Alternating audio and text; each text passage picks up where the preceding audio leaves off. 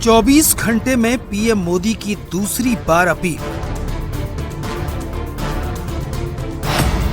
मोदी का clear target, विदेशी मुद्रा बचाएं, संकट टालें। मिडिल ईस्ट से रूस और यूक्रेन तक का संकट दुनिया के लिए आफत बनता जा रहा है। पूरी दुनिया की सप्लाई चेन ठप है और इसके खुलने के आसार फिलहाल नहीं दिखते। अमेरिका और ईरान के बीच जिस तरह से डेडलॉक बना हुआ है, उसकी वजह से यूरोप, एशिया से लेकर ऑस्ट्रेलिया तक प्रभावित है। यही वजह है कि पीएम मोदी ने देश में दूसरी बार साफ साफ कह दिया है कि संकट बड़ा है, इसलिए मिलकर निपटना होगा। दुनिया लगातार अस्थिर परिस्थितियों से गुजर रही है। पहले कोरोना का संकट,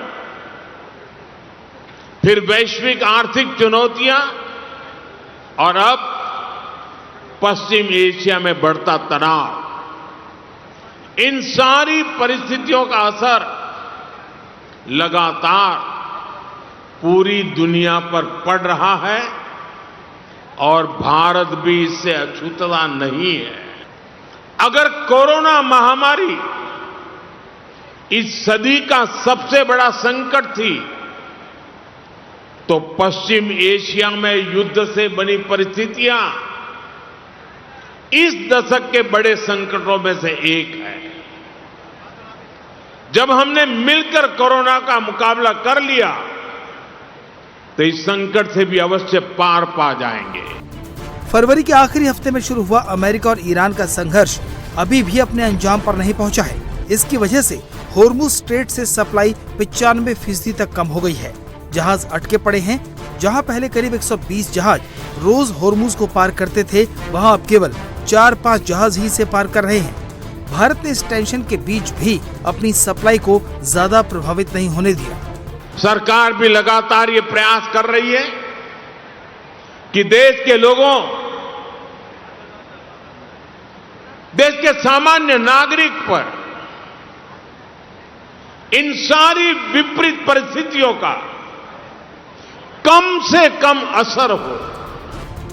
भारत अपनी जरूरत का 90% तेल इंपोर्ट करता है। 2 महीने से होर्मुज स्ट्रेट बंद है। क्रूड की कीमत करीब 50% बढ़ चुकी है। कतर पर ईरान के हमले की वजह से एलएनजी की सप्लाई ठप है।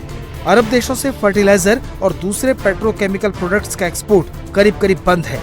इसलिए इन सब चीजों के दाम दुनिया भर में बढ़ रहे हैं।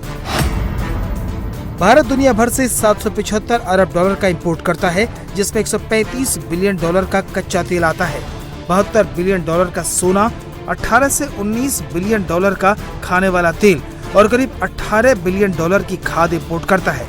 ये बिल अब देश के हालात पर भारी पड़ रहा है। पीएम मोदी ने ऐसे वक्त में अपील की है जब भारत का विदेशी मुद्रा भंडार मजबूत स्थिति में है और लगभग 690 से 703 अरब डॉलर के बीच उतार चढ़ाव कर रहा है। लेकिन अमेरिका और ईरान के बीच समझौते को लेकर जिस तरह के हालात बन रहे हैं, उसे पीएम मोदी ने भांप लिया है। इसलिए देश को तैयार किया जा रहा है।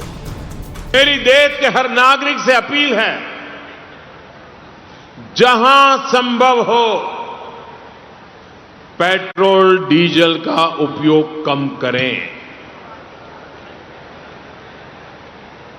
मेट्रो का उपयोग करें, इलेक्ट्रिक बस और पब्लिक ट्रांसपोर्ट का अधिक इस्तेमाल करें। यह जरूरी है कि सरकारी और प्राइवेट दोनों ही दफ्तरों में वर्चुअल मीटिंग्स और वर्क फ्रॉम होम को प्राथमिकता दी जाए।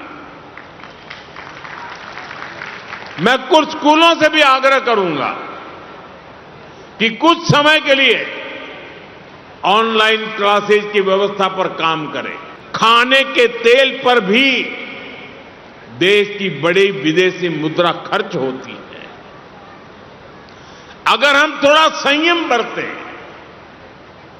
तेल की खपत कम करें, खाने के तेल की, तो इससे देश और हमारी सेहत दोनों को लाभ होगा। डीजल पंप की जगह सोलर पंप्स का उपयोग बढ़े। और हम तो किसान के बेटे हैं, किसान की बेटियां हैं।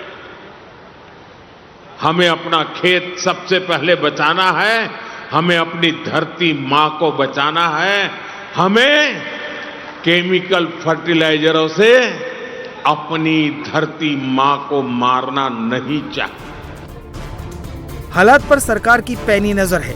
रक्षा मंत्री राजनाथ सिंह की अगुवाई में एम्पावर्ड ग्रुप ऑफ मिनिस्टर्स का गठन किया गया है।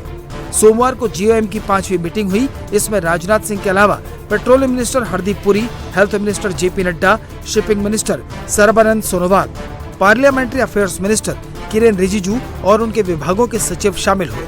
मीटिंग के बाद मंत्रियों ने भरोसा दिलाया है कि सरकार जरूरी सामान की सप्लाई नॉर्मल रखने के लिए हर मुमकिन कदम उठा रही है।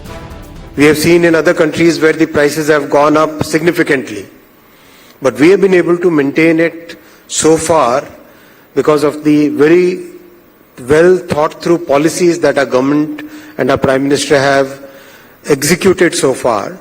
But since the war is now still going on, and yesterday's developments we all know that truce is still far away, looking kind of difficult. So that's why it's very important that we as citizens also play our role in this entire effort. प्रधानमंत्री ने विदेशी मुद्रा बचाने के लिए आम जनता से appeal की तो विरोधी दलों ने मोदी पर हमला बोल दिया।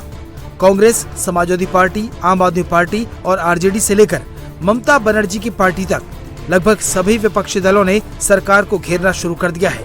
राहुल गांधी ने पीएम मोदी पर जिम्मेदारी से पल्ला झाड़ने का आरोप लगाया तो अखिलेश यादव ने मोदी की अपील को चुनाव से जोड़ा। विपक्ष के नेताओं ने कहा कि प्रधानमंत्री को पार्लियामेंट का सेशन बुलाकर ग्राउंड रियलिटी बतानी चाहिए।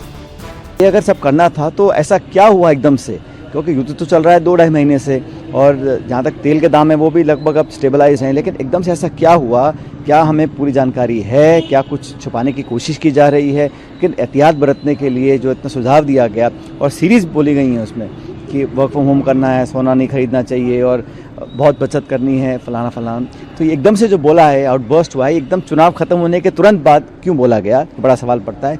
और सच्चाई सबके सामने आनी चाहिए, संसद को कॉन्फ्रेंस में लेना चाहिए, ऑल पार्टीज को बुला के चर्चा करनी चाहिए, तो फिर मुझे लगेगा कि बड़ा सार्थक होगा उनका जो उन्होंने कहा है। राहुल गांधी भारत की पॉलिटिक्स के सबसे रिजेक्टेड माल है, rejected by all, rejected always, rejected in every state. तो मुझे ऐसा लगता है कि ये जो लोगों ने रिजेक्ट किया हुआ माल है, डेमोक्रेसी में जिसको लोग एक्सेप्ट करते हैं वही महत्वपूर्ण होता है। तो ये जो रिजेक्टेड और डिजेक्टेड इस प्रकार के राहुल गांधी है, इनको आप महत्व देते हैं, हम इनको महत्व देते नहीं है। देश मोदी जी के साथ खड़ा है, देश मोदी जी के पीछे खड़ा है, देश बार बार मोदी जी को आशीर्वाद देता है। इन हालातों के बीच अमेरिका ने कहा है कि अगर होर्मुज में जहाज यूं ही फंसे रहे तो उन्हें निकालने के लिए अमेरिका घातक उपाय शुरू कर सकता है।